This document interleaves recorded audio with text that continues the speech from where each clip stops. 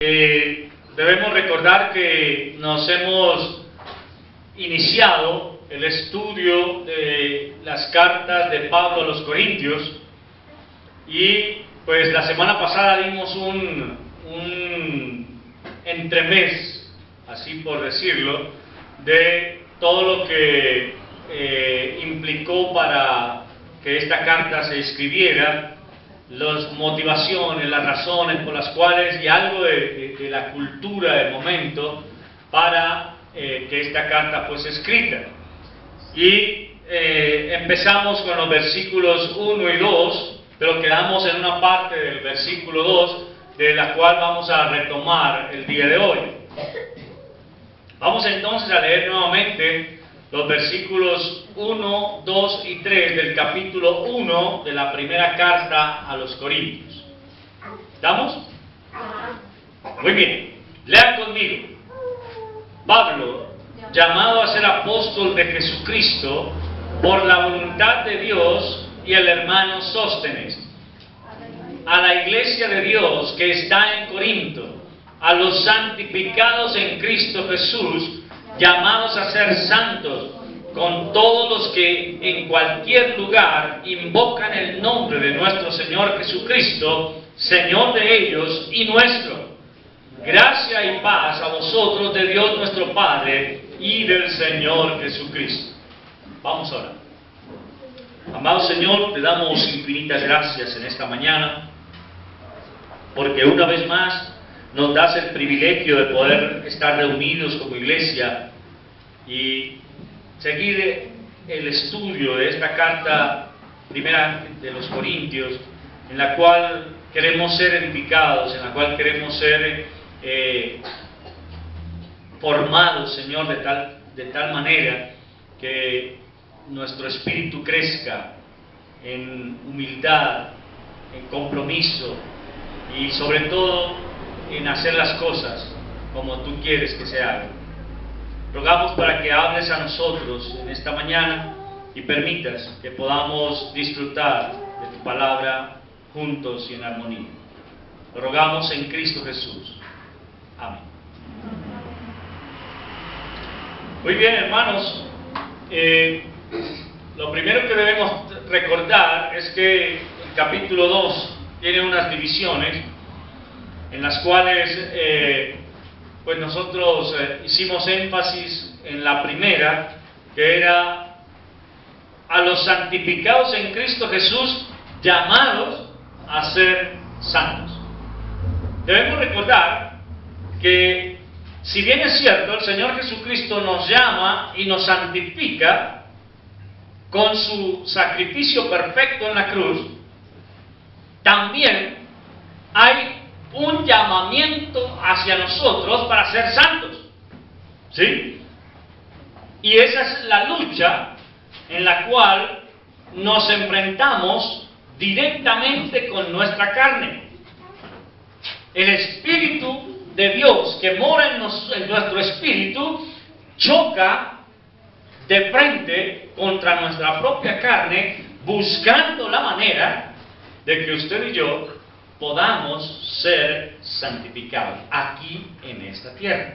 ¿Y qué significa ser santificados? Que debemos buscar una vida que agrade a nuestro Dios. De esa forma es en la cual ustedes y yo estamos llamados a comportarnos. El problema es que la iglesia en Corinto, con su trascendencia, con su historial, estaba siendo manchada y no se veía, en ese momento cuando Pablo escribe esta carta, no se veía la santificación que como seres humanos estamos llamados a tener delante de Dios como hijos suyos. La iglesia, como lo veremos versículos más adelante, entró en un proceso de contaminación, al igual que sucede hoy en día. La iglesia se contaminó en Corinto por el lugar en el que estaba, por las condiciones sociales que había a su alrededor y porque se permitió el ingreso de la cultura mundana al cristianismo, tal cual como está sucediendo hoy en día. Recuerdo con tristeza cómo la iglesia cristiana hace unos 30 años atrás tenía unas características en las cuales los hermanos se reunían a adorar al Señor. Los creyentes nos reuníamos con el propósito de exaltar al Señor con los cánticos. Pero no pasó mucho tiempo cuando empezó todo este boom del pentecostalismo reformado, del carismatismo y todas estas cosas en las cuales las iglesias empezaron a permitir dentro de sus templos el uso de baterías, el uso de guitarras eléctricas, de bajos y otra cantidad de instrumentos bulliciosos que cambiaron totalmente el sistema de adoración de la iglesia. Y ya se pasa de dejar de adorar al Señor por adorarnos a nosotros mismos, porque lo que se buscaba con esa, o lo que se sigue buscando hoy en día, es provocarle algún tipo de emoción a nuestro cuerpo. Eso es lo que se busca. Entonces los músicos empiezan a buscar con la batería y con los instrumentos musicales algunos ritmos que hagan que el cuerpo de alguna manera reaccione con ellos. Esto no era lo que estaba pasando en la iglesia en Corinto, pero sí estaba pasando no con la alabanza, sino con las prácticas sexuales que se veían en Corinto. Recuerden ustedes que les mencioné que estaba allí el templo de la diosa Venus. Ya lo investigaron muy bien. Venus tenía un templo en Corinto y este templo estaba lleno de las sacerdotisas que se consideraban prostitutas santas,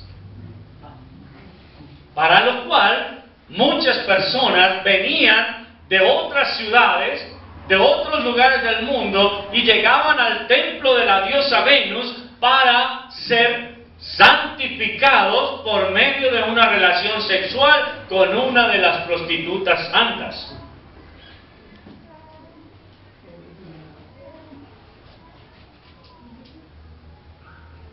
A nosotros nos parece eso terrible, pero es igual de terrible a lo que está pasando hoy. Porque la iglesia empezó a contaminarse de la misma forma que lo hicieron los corintios. La iglesia empezó a dejar que entrara modernización en sus filas. Y empieza todo este proceso de depravación, que en lugar de ser algo que bendiga al creyente, es algo que lo pone en una condición de pecador delante de Dios nuevamente. Seguimos siendo pecadores, no quiero decir que no, pero estamos en proceso de santificación. Y esto es lo que Pablo está queriendo decirle a la iglesia en Corinto. Hermano, el propósito de Dios es ser llamado a ser santos.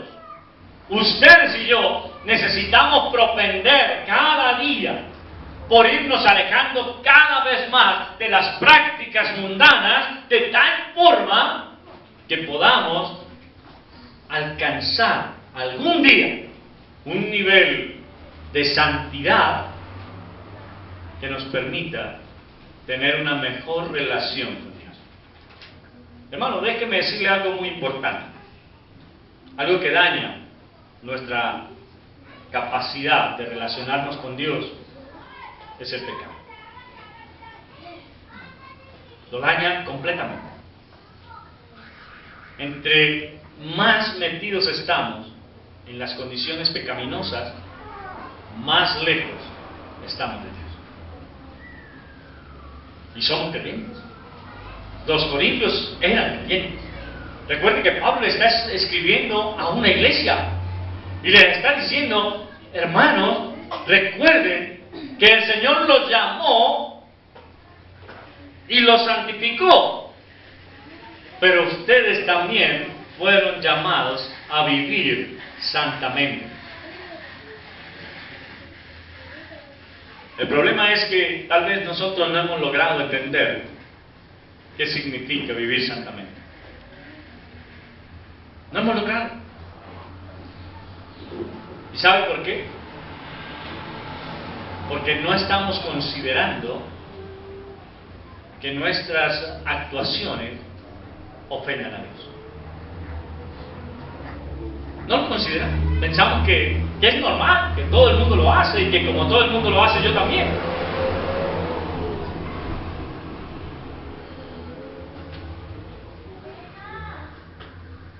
Es totalmente errático pensar de esa manera.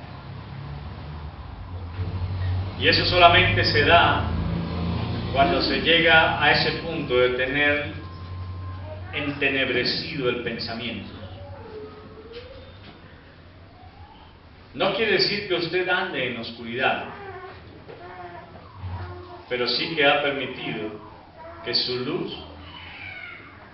la luz del Señor que fue puesta en nosotros, empiece a ser opacada por el pecado que estamos practicando.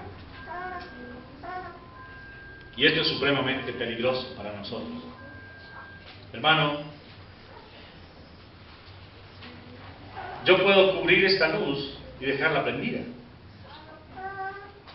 Y aunque salgan algunos rayitos por ahí de vez en cuando, no quiere decir que esté apagada. Pero sí está cubierta. Y algo que daña la vida cristiana es tapar la luz del Señor que nos fue dada con el pecado.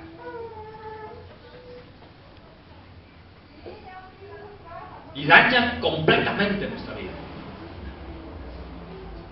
Porque nos aleja de la relación perfecta que deberíamos tener con Dios. Cuando yo pienso en Adán y Eva, digo, definitivamente Adán fue muy privilegiado. Fue muy privilegiado, al igual que su esposa Eva. Porque ellos tuvieron la oportunidad de disfrutar, de ver cara a cara a Dios. Nosotros vamos a tener esa oportunidad de disfrutarlo algún día. Cuando el Señor venga por nosotros y nos lleve a su presencia, le veremos cara a cara. Porque ya habrá quitado de nosotros todo aquello que nos impida acercarnos a Él. Pero el problema es que de pronto, como creyentes, no anhelamos ese momento. Yo no sé si usted ya se sienta a meditar un poco y piensa en cómo será ese día en el que el Señor nos lleve a su presencia. ¿Cómo reaccionaremos al verle? Es algo que tal vez no podemos planear, pero de solo imaginarlo me pongo absurdo. Y digo, Señor, yo quisiera que fuera allá. Pero ¿sabe algo, hermano? A veces el creyente entra en ese periodo de estancamiento en el que todo le parece normal. Todo le parece normal. Y no hay momento de preocupación real por mejorar su relación con Dios. Yo le pregunto, si tenemos en cuenta esta parte de que fuimos llamados a ser santos,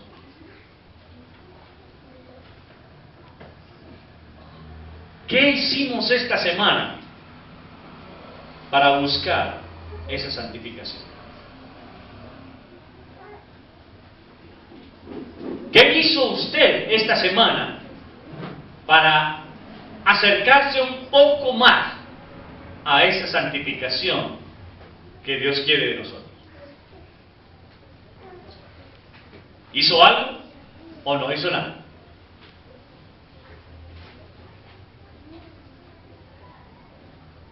¿Mejoró esta semana tu tiempo de oración o empeoró? ¿Mejoró esta semana tu tiempo de lectura bíblica o empeoró o siguió igual?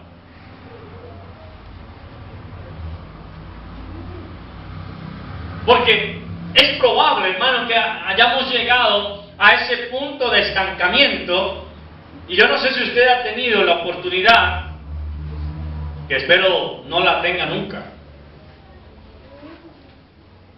de llegar a un punto en el cual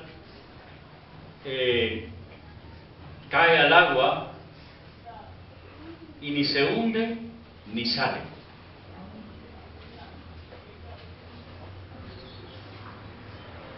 Hermano, déjeme decirle que es algo terrible. Tuve la oportunidad de estar en una situación como esta.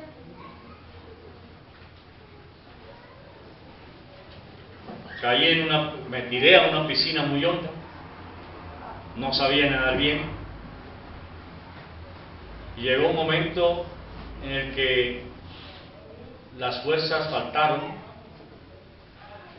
ya no podía seguir luchando para tratar de salir, y llegó un momento de quietud en el cual ni me hundía del todo, ni flotaba. Como que estaba suspendido en el agua con una gran cantidad de agua encima y otra gran cantidad abajo. Y yo intentaba llegar al fondo para impulsarme duro y tratar de a tomar otra bocanada de aire, pero no me hundía. Movía mis brazos para tratar de hundirme, pero era como si estuviese amarrado, estático, en esa situación. Y déjeme decirle que el desespero es horrible. Cuando los pulmones ya no tienen más aire y necesitas urgentemente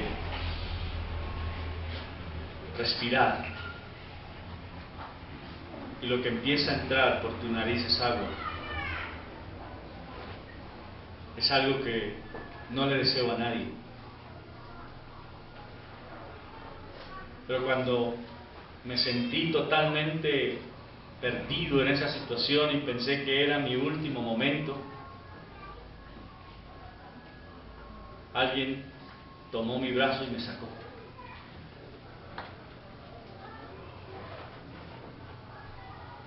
Y el Señor me permitió una segunda oportunidad, de muchas más que me dio. Me permitió una segunda oportunidad. La persona que me sacó me dijo, de verdad pensé que estaba mal. Porque como vi que se tiró tan seguro del trampolín, pensé que sabía nada. Y le dije yo también pensé que sabía nada. Pero hoy me doy cuenta que no.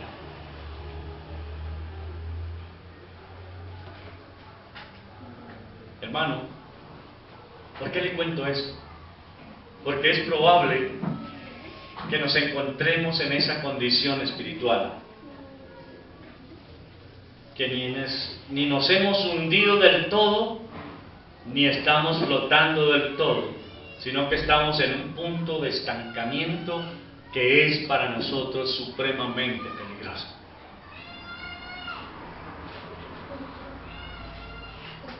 Supremamente peligroso. Hay que luchar. ¿Y luchar para qué? Para buscar esa santificación que Dios quiere. Note que Pablo no está desvirtuando la cristiandad de los corintios. Pablo no está diciendo no son hijos de Dios, sino que les está recordando cuál es el deber ser del creyente. Y el deber ser del creyente, hermano, usted y yo tenemos que tenerlo claro, es cada día mejorar en nuestra relación con Dios. Y es triste que de pronto hayamos caído en ese estancamiento, en el que nos da lo mismo si leemos o no leemos, en el que nos da lo mismo si oramos o no oramos, en el que nos da lo mismo si nos reunimos o no nos reunimos. Pensaba en cuando yo estaba estudiando, allá en la primaria, en la secundaria, cuando por alguna razón uno no podía ir a clase, siempre había una situación que se daba cuando uno volvía. ¿Se acuerdan cuál era? ¿Sí se acuerdan o no? Uno no sabía qué habían hablado. ¿Y qué implicaba eso? Tenía que poner a desatrasarse. ¿Sí? ¿Por qué? Porque de todas maneras, hoy ya casi no lo tienen presente, pero en ese entonces sí lo hacían. Los que estudiaron en esa época conmigo se acordarán que nos revisaban los cuadernos. Y si no teníamos lo que la profesora o el profesor habían dictado, teníamos una mala nota. Y no había razón valedera para decir, es que no vine. Porque la labor que nosotros teníamos que desarrollar era desatrasarnos. ¿Y eso qué implicaba? Pedir el cuaderno prestado de otro compañerito y empezar a escribir todo lo que habían visto durante esos días que yo no estuve en clase. Porque cuando venía la revisión del cuaderno, yo sencillamente no podía mostrar las hojas en blanco y decir, no hice nada. ¿Por qué? No, porque no vine. En ese entonces todavía nos daban regla.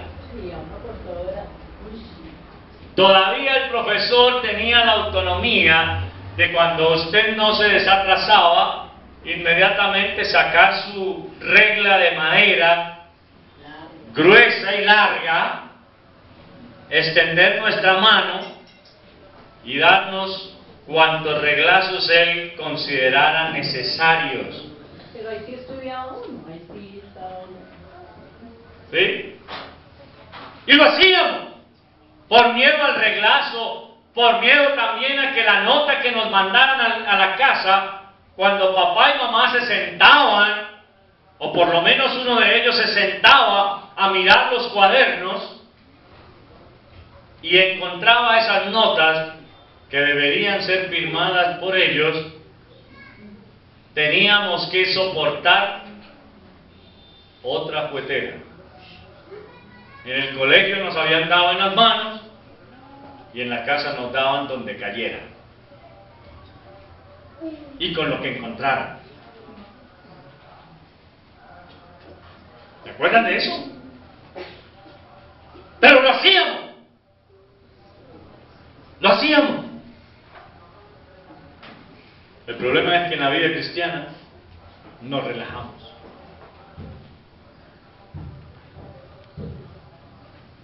No vengo la semana que pasó y por lo menos me interesa en saber qué se hizo. ¿De qué se predicó? Ustedes tienen una ventaja. Las predicaciones se publican en YouTube y pueden acceder a ellas sin ningún problema. Pero lo hacen. Las escuchan. Y llegan aquí nuevamente como si nada hubiera pasado. No me desatrasé. No me desatrasé porque, ¿para qué? Si igual, ya eso pasó. Y creemos que esto es lo pertinente. Estamos estancados. Ahí.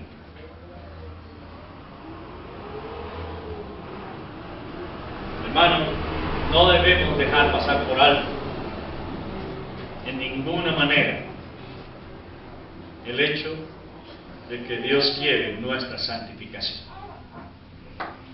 Y esa santificación se lucha. Se lucha día a día. Yo no puedo decir que hoy peleé y mañana no.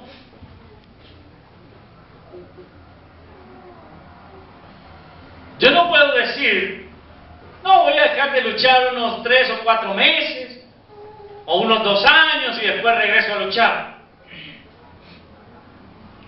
¿Sabe qué pasa? Cuando una persona deja de luchar, Pierde la batalla. la batalla se pierde. Veía en estos días en la televisión una cosa de los Juegos Olímpicos, una competencia de lucha entre 2 mujeres. Y era interesante que cada una de ellas buscaba la manera de tumbar a la otra. Pero hubo un momento en el que una de las luchadoras sabía que tenía la batalla ganada y lo único que hizo fue, que ni siquiera eso hacemos nosotros, fue defenderse. A ella ya no le interesaba tumbar a la otra. Lo único que le interesaba era no dejarse tumbar. Era lo único que le interesaba. Y mientras la otra estaba tratando de tumbarla, desgastando sus fuerzas y todo esto, ella simplemente retrocedía y esquivaba todos los ataques que su contrincante le hacía. A diferencia de cuando inició la pelea. Porque cuando el combate inicia, inmediatamente cada una sale a tratar de tumbar a la otra. Y hermano, déjeme decirle, aquí usted y yo estamos llamados a derribar a quién? Al pecado. Estamos llamados a derribarlo. No podemos quedarnos esperando a que Él ataque para defendernos nosotros. Hay que derribarlo. Y para derribarlo necesitamos hacer un esfuerzo. Porque no es fácil. No es fácil. Por esa razón es que Pablo está diciéndole, fuimos llamados a ser santos. Y note algo, que Pablo no está diciendo que solo fueron llamados a ser santos los corintios, sino, como dice el versículo, con todos los que en cualquier lugar invocan el nombre de nuestro Señor Jesucristo. Y yo le añadiría, aunque no se debe, pero yo le añadiría, en todo lugar y en todo tiempo.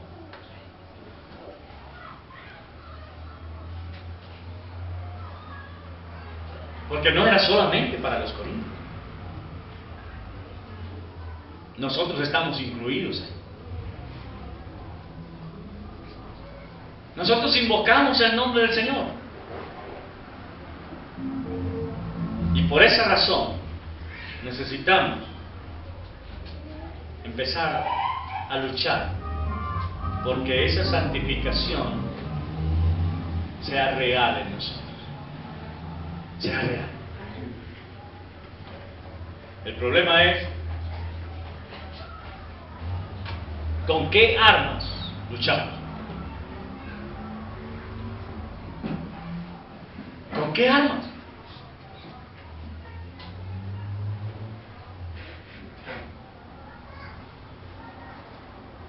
¿Cómo hacemos frente al pecado?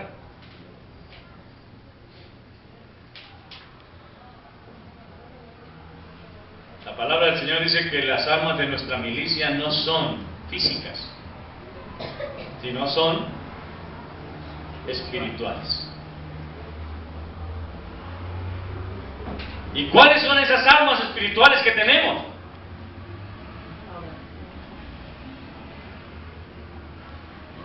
¿Está alguno entre vosotros enfermo? ¿Qué dice?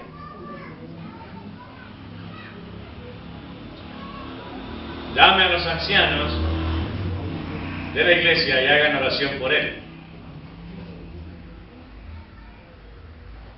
Ahí está una de las armas, la oración. Hermano, déjeme decirle algo. Una iglesia que no ora es una iglesia que está débil. Y al estar débil, podemos caer.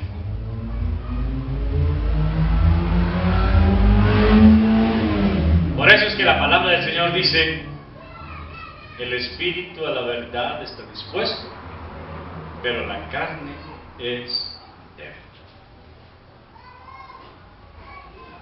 Y hermano, ¿qué es lo que eso quiere decir? Ah, no, la carne es débil, entonces no hay que pelear contra ella. Por el contrario, la debilidad a la que está haciendo mención allí es a una fortaleza grandísima que la carne tiene sobre nosotros.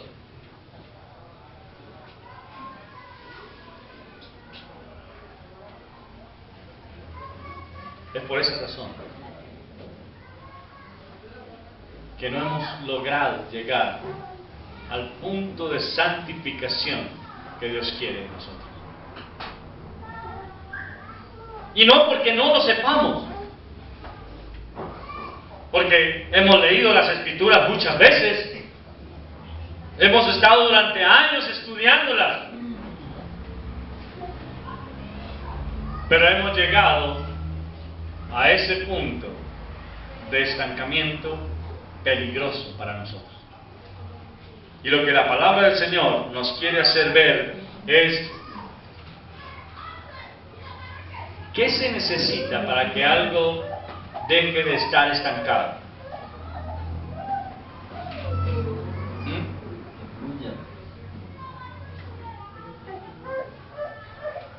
Y la pregunta es: ¿qué dice la palabra del Señor para nosotros en torno a fluir? El versículo que estudiábamos en Marcos, que es fuente que Note que dice ahí en capítulo 5 de Juan, no dice que nosotros seamos un estanque. No dice que nosotros seamos un pozo. Sino, ¿qué dice la Escritura? Dice: el que en mí cree será como una fuente de agua que fluye para vida eterna. ¿Se da cuenta? Será como una fuente de agua que fluye para vida eterna. Entonces, note que el Señor no quiere que nosotros estemos estancados. El Señor quiere que nosotros estemos todo el tiempo. Porque ¿a qué se le llama aguas vivas? corriendo A siempre. unas aguas que todo el tiempo se están moviendo. no a unas que están así quietas como ese pocillo, como ese vaso, perdón. Yo dejo el coso ese, mire, no es eso lo que Dios quiere. Dios quiere que estemos en continuo movimiento. Y ese movimiento es un movimiento espiritual. Es un movimiento en el cual debemos trabajar usted y yo cada día. Orando, leyendo las Escrituras, compartiendo con los hermanos. Esa es la única manera. Leíamos esta mañana acerca de la fe. Y miren lo que dice. El mismo ejemplo que ponía la hermana Nina de Moisés.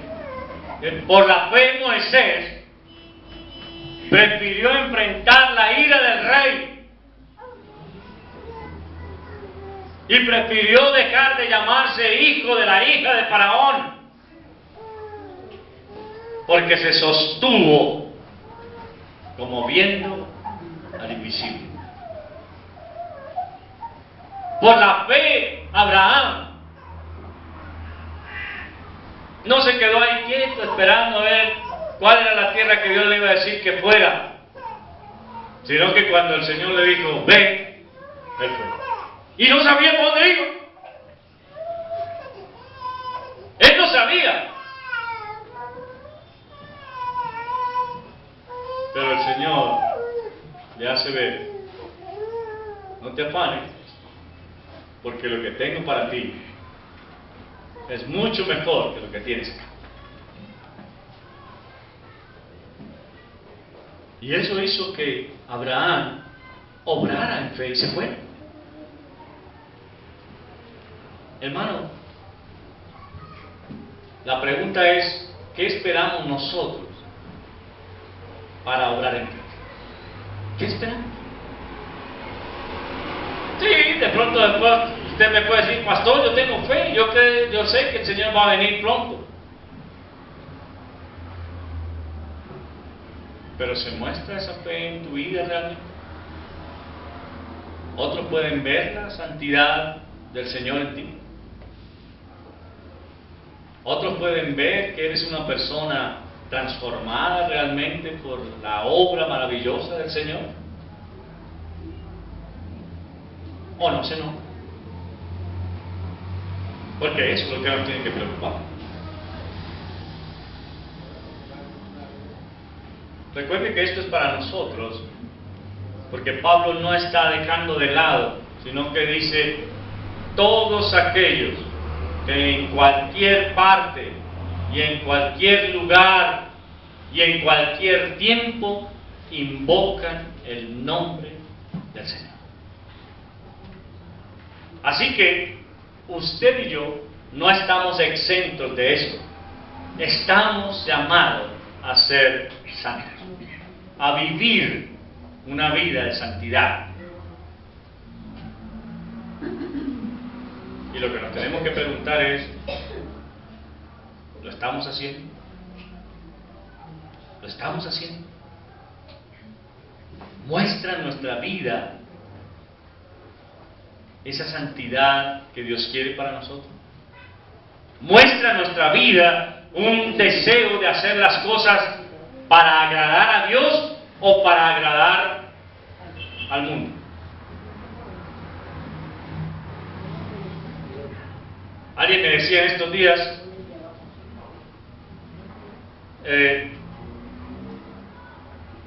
hablábamos con una persona y me decía, hermano, es que a veces nosotros somos un tanto interesados en las cosas de este mundo. Y somos tan interesados en las cosas de este mundo que no nos importa lo que haya que hacer o aún decir para lograr nuestro objetivo. Y yo le contaba a esta persona, hay personas que sencillamente para obtener un beneficio del gobierno, dicen mentiras. Por ejemplo, es que viene el censo del CISBEN y si encuentran que yo soy un nivel bajo, me van a dar un beneficio. Entonces, antes de que me hagan el censo, escondo las cosas que hay en casa para que cuando lleguen a hacer el censo digan, no tiene nada. Nivel 1 y recibo el beneficio. ¿Será eso de Dios? ¿Y sabe qué es lo triste? Que después de pronto nos paramos y damos testimonio. Gracias al Señor me dieron tal cosa. ¿Fue gracias al Señor o fue gracias a su picardía? Porque desafortunadamente a veces llegamos a ese punto.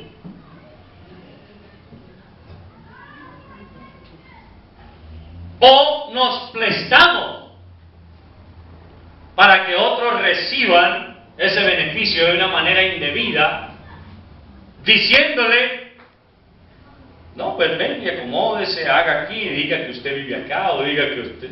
No podemos hacer eso.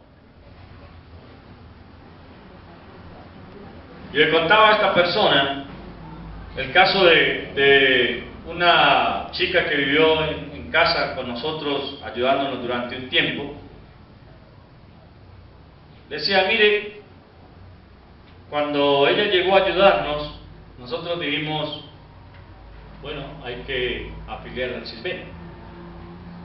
Hay que hacerle la afiliación al CISBEN porque, pues, de todas maneras no estamos exentos de que se enferme y alguna cosa requiera.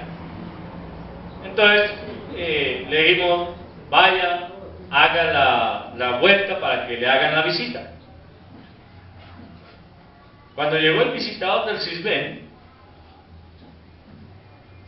entró a la casa y empezó a mirar. Y ya iba a empezar a escribir televisor, tocó decirle, espere un momentico, señor visitador, pero es que hay que dejar una cosa clara. Sí, señor, ¿cuál es? Todo lo que usted está viendo aquí no le pertenece a él. Eso es mío. Eso es de nosotros. Si usted quiere ver lo que ella tiene, venga, lo llevo al cuarto donde ella duerme. Esa es su cama, no es de ella, nosotros se la prestamos. Ese es el colchón donde ella duerme, que también es de nosotros. Ese es el armario de nosotros que le prestamos para que guarde la ropa. Así que ella no tiene nada. No estábamos diciendo mentira, de ninguna manera. Cuando esta persona vio eso, dijo, sí, usted tiene toda la razón. Tome su carnet del CISBEN. Y le dieron nivel 1. ¿Ve? Sin necesidad de decir mentiras. Pero el problema, hermano, ¿cuál es? Que nosotros creemos que eso es normal, todo el mundo lo hace, entonces yo también. Todo el mundo se queda con las vueltas cuando el tendero le da de más, entonces yo también me quedo con ella. Todo el mundo va a los teatros y cuando ve pasar ahí que va a entrar al teatro y están las máquinas expendedoras de gaseosa, algunos son tan descarados que llevan el vaso oculto para empezar a tomar gaseosa gratis.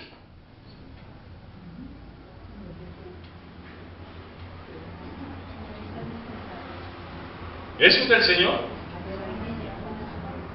Y yo como creyente debo hacer algo como eso porque todos los demás lo hacen. Si todos los demás se cuelan en el Transmilenio, entonces yo también me cuelo.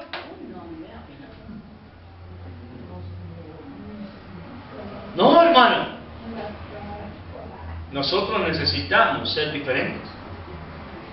Y eso hace parte de nuestra santificación, porque el Señor dice en su palabra que estamos en medio del mundo, pero no somos de este mundo.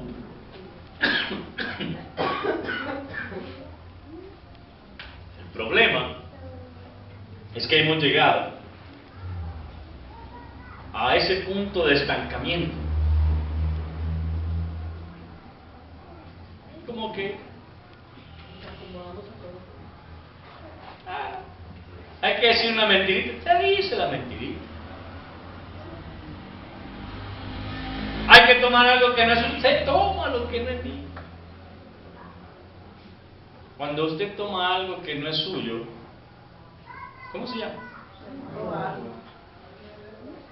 Sea un beneficio que no le compete a usted, sea una moneda que usted sabe de quién es, sea cualquier cosa, eso es robar. Eso es robar. Entonces lo correcto, hermano, es decir, espere un momentico, yo debo hacer las cosas como Dios quiere que se hagan. Y como Dios quiere que se hagan es permaneciendo nosotros en santidad. Santidad. Y hermano, déjeme decirle, permanecer en santidad es difícil. No es fácil.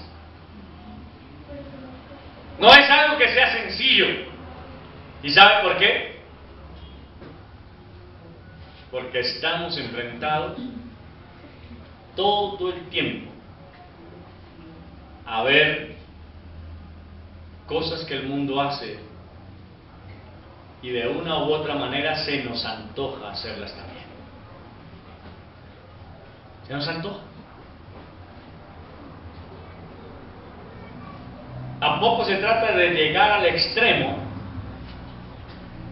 como decía una señora, una compañera de mi esposa, le decía a ella, no, es que si yo sé que la carrera a tal parte en el taxi vale tanto, pues yo le voy a dar más. No, porque es que yo puedo negociar con la persona. Yo le puedo decir a la persona antes de subirme, mire, voy para tal parte, ¿en cuánto me lleva? Y si él me dice, lo llevo en tanto, bueno, arreglamos los dos en eso. Y no estoy siendo deshonesto, de ninguna manera, porque es que sencillamente yo le estoy diciendo, ¿en cuánto me lleva? ¿Sí? Es lo mismo que cuando usted le hace la seña al bus que si usted ya sabe cuánto vale el pasaje, pero usted no se está subiendo a las malas, usted le está pidiendo al señor conductor que si lo lleva por 1,000 pesos. Eso no es robar.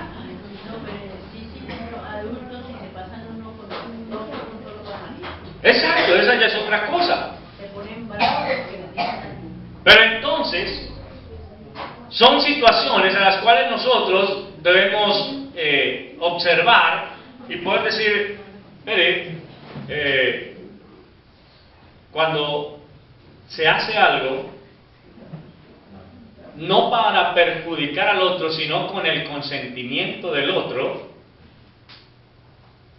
que lo beneficie a él y me beneficie a mí, pues en ese sentido no hay problema. El problema es cuando solo quiero beneficiarme yo. ¿Sí? Ese es el problema.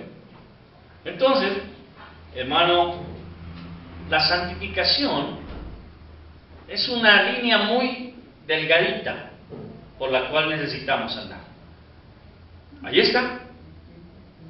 Sigan. ¿Han tratado ustedes de hacer equilibrio en el andén?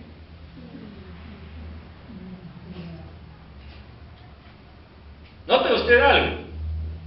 Está el separador entre la calle y el andén.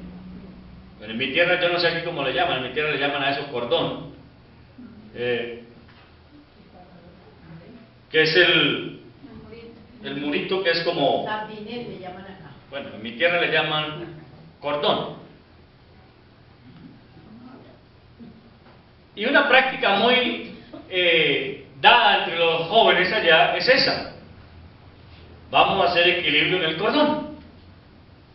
Y entonces empiezan a caminar por ahí a ver quién soporta más. Lo interesante es que a este lado hay una caída, pero no es tan grande, y a este lado hay andén. Pero trate de hacerlo y notará que aún, sabiendo que no hay peligro de caerse, es difícil guardar el equilibrio ahí. Es difícil. Y muchas veces usted tiene que abrir los brazos para tratar de sostenerse. Pero ahora imagínense aquellos que hacen eso en una cuerda.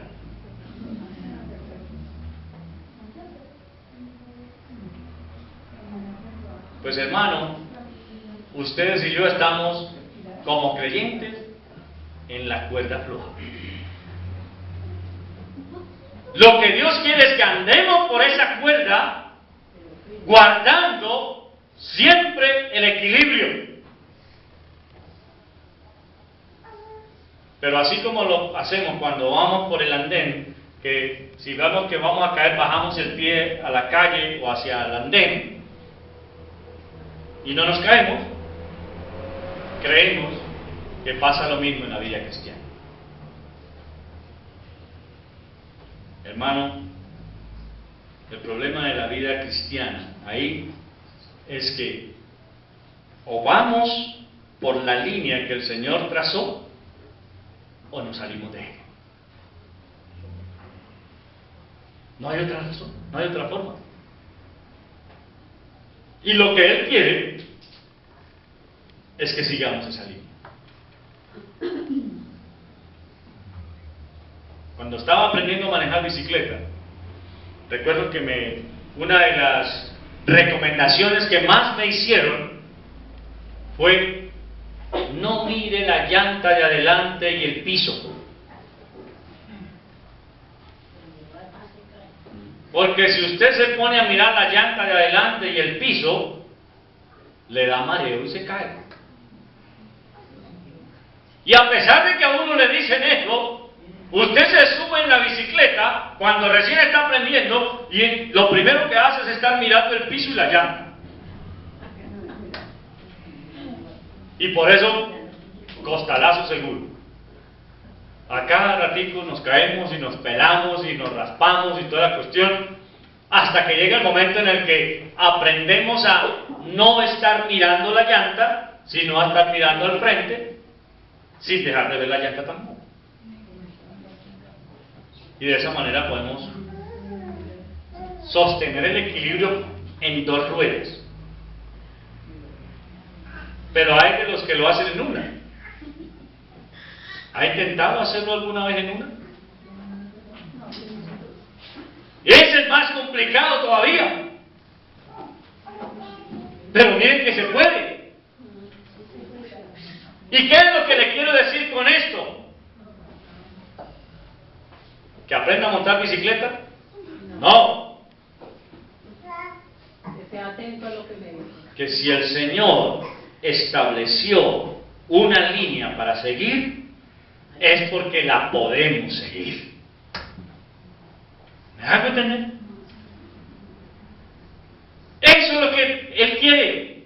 Y si Él lo quiere, no es algo que sea imposible para nosotros. Por el contrario, es porque es posible que quiere que lo hagamos. El problema es que nosotros queremos que no nos cueste nada. Y ahí tenemos el ejemplo concreto de David, cuando dijo: no ofreceré al Señor sacrificio que no me cueste nada.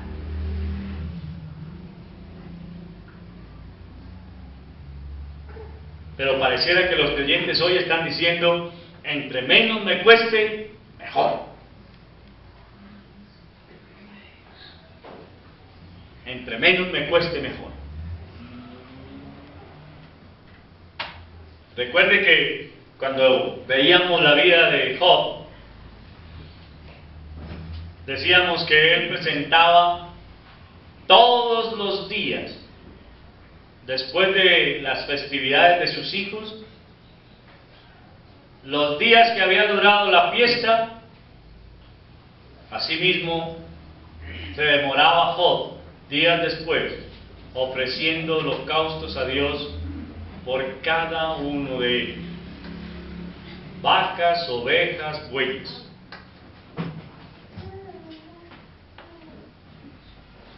No pensaba Job: ay, pero es que ¿para qué yo voy a matar tantas ovejas, tantas vacas y tantos bueyes? Con una que mate es suficiente y ya. De ninguna manera. ¿Y sabe por qué? Porque él estaba viendo la meta.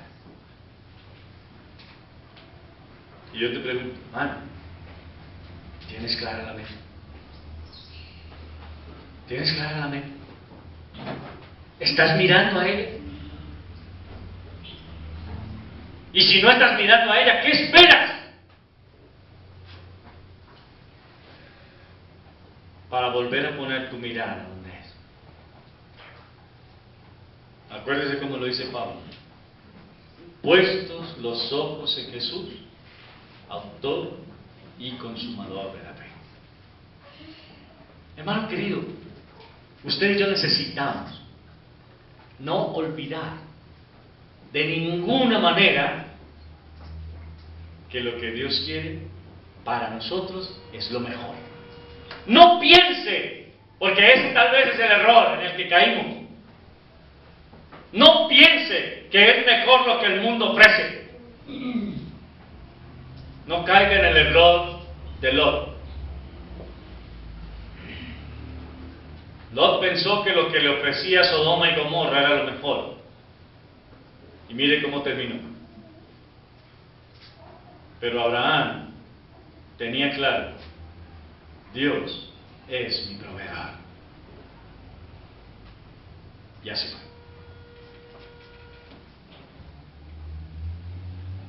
No piense que Dios quiere que tu vida sea una vida aburrida. Porque déjeme decirle, si usted me dice a mí que la vida con Dios es aburrida, porque usted nunca ha vivido con Dios. Nunca ha vivido con Dios.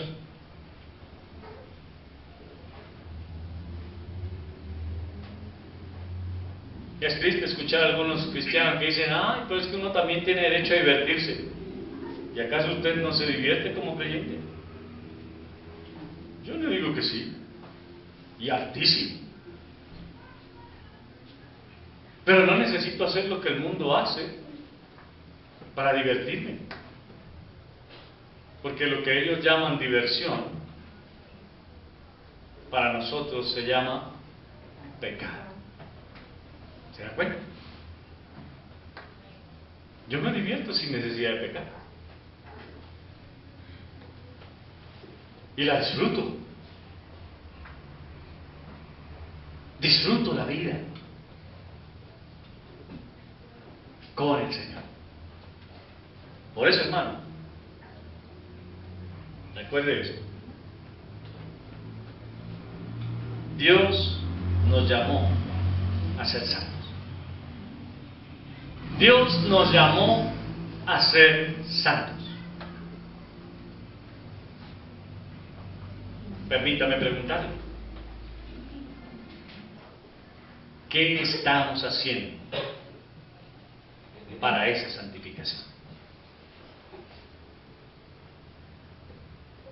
¿Qué estamos haciendo?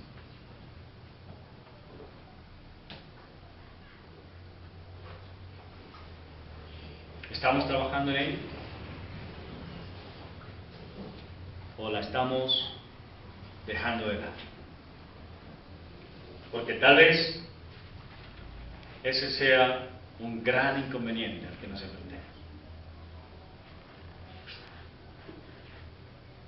El Señor Jesucristo es Señor de ellos, pero también de nosotros. Y así como le dijo a sus discípulos: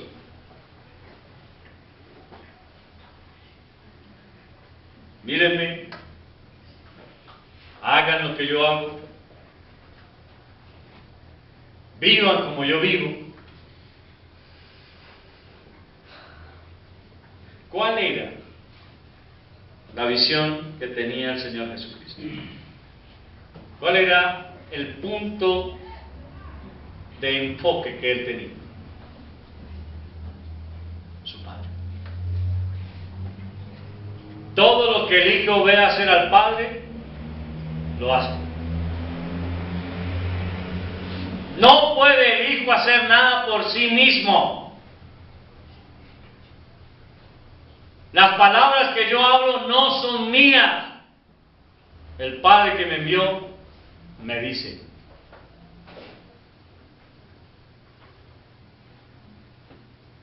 Y por eso Pablo sigue ese lineamiento y dice después: sed imitadores de mí, como yo lo soy de Cristo.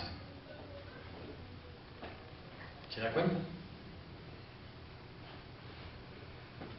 Y el Señor dijo: Padre, no te pido que los quites del mundo, sino que los libres del mal. Y déjeme decirle esto, hermano: el Señor sabía por qué estaba orando por nosotros. Y es porque en este mundo estamos rodeados de maldad. Y todo el tiempo estamos en la disposición de hacer la maldad que el mundo hace. Pero el Señor ya había orado por nosotros para decir: líbranos del mal. Y por eso cuando enseñó a orar a sus discípulos, ¿se acuerdan cómo oró?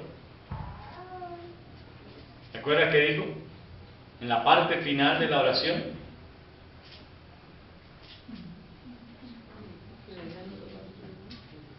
Dice: líbranos del mal, porque tuyo es el reino y el poder y la gloria por todos los siglos.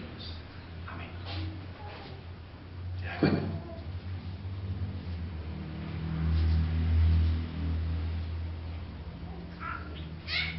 Así que, hermanos, ustedes y yo, sí, necesitamos orar,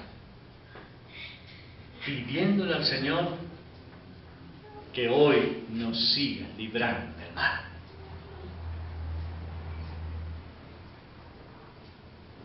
¿Cuánto ora usted pidiendo que Dios lo libre del mal?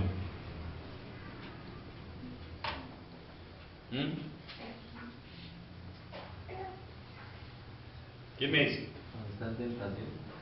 No. Todo momento. No. Solo cuando estamos en peligro. ¿Sí? Cuando hay dos malandros por ahí rondando, hay que decir: Señor, líbranos. Cuando se suben al bus: Señor, líbranos.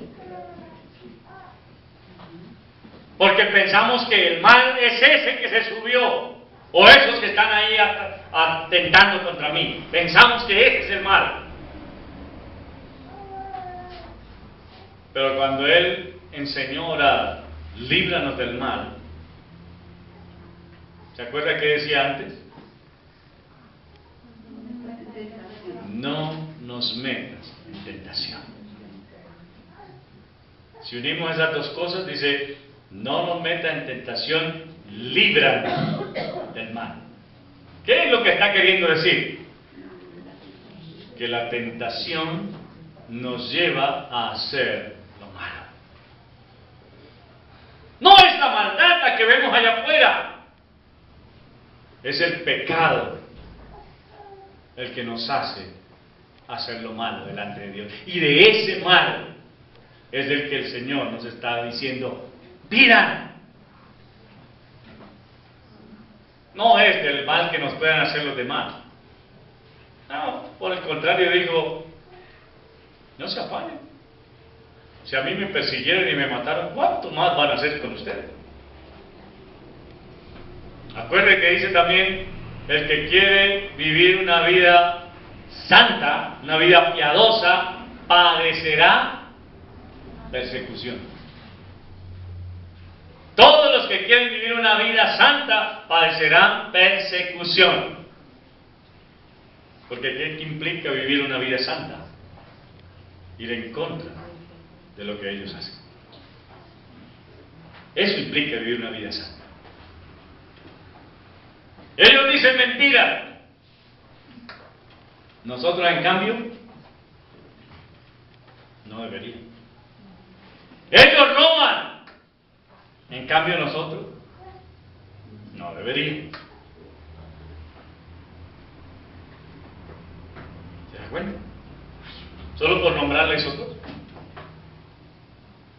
Pero, hermano querido, para poder llegar a ese punto de santificación, definitivamente tenemos que ponernos de acuerdo con Dios en llamar pecado a lo que Dios llama pecado.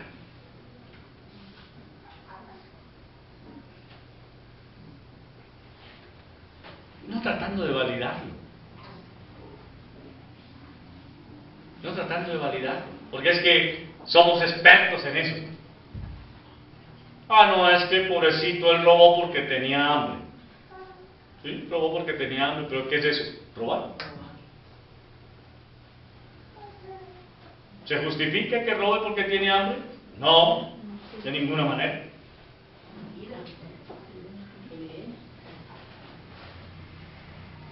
No hay necesidad de pedir tampoco. ¿Qué dice la Escritura? Trabaje. Trabaje.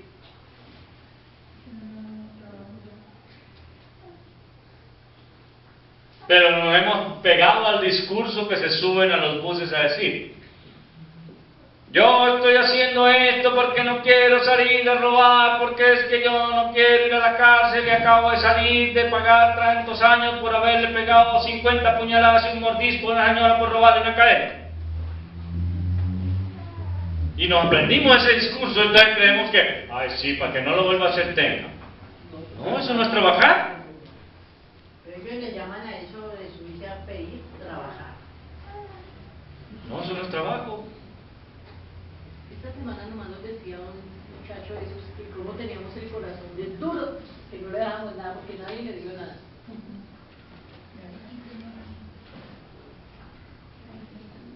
El corazón duro. El que no quiera trabajar, que tampoco coma. Que no hay trabajo, que no hay.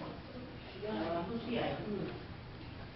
Yo veo todos los días bolsas de basura en la calle y veo cómo pasan cualquier cantidad de hombres y mujeres escarbando para trabajar.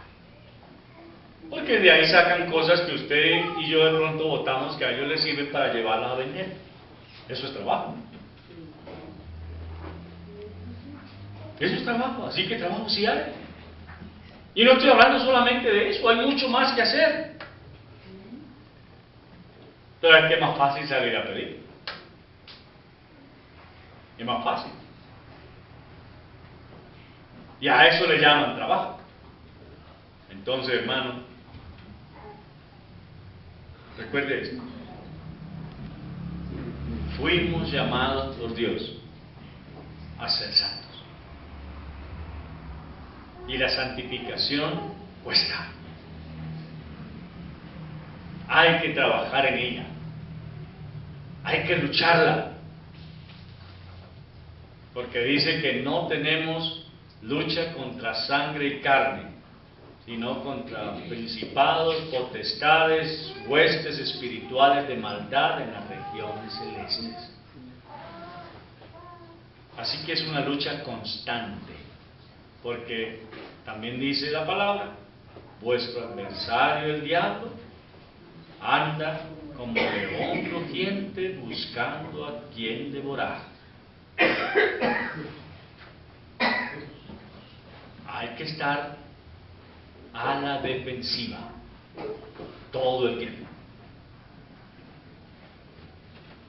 Hermanos, quiero instarles en esta mañana a que busquemos nuestra santificación, a que luchemos por ella, y que cada día podamos ir dejando de lado más cosas que nos amarran a este mundo.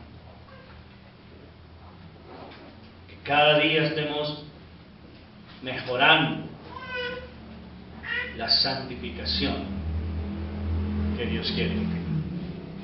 Vamos a ver. Padre, te damos infinitas gracias, porque nos permites darnos cuenta, Señor, que tal vez de alguna manera nos hemos conformado a este siglo, y que aunque intentamos ser diferentes a lo que el mundo hace, no estamos dando la talla, no estamos dando la lucha como debe ser, porque todavía hay cosas de afuera que son llamativas para nosotros.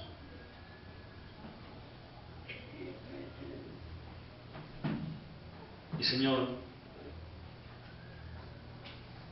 de todo corazón te pedimos en esta mañana, por favor, líbranos del mal.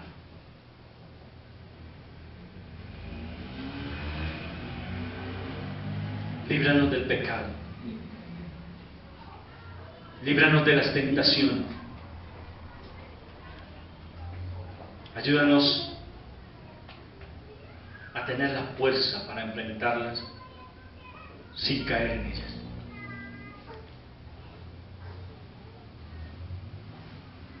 Y a saber que lo que tú quieres para nosotros es que seamos totalmente diferentes a este mundo. Ayúdanos, te lo rogamos, en Cristo Jesús. Amén. Hermanos, que el Señor los bendiga.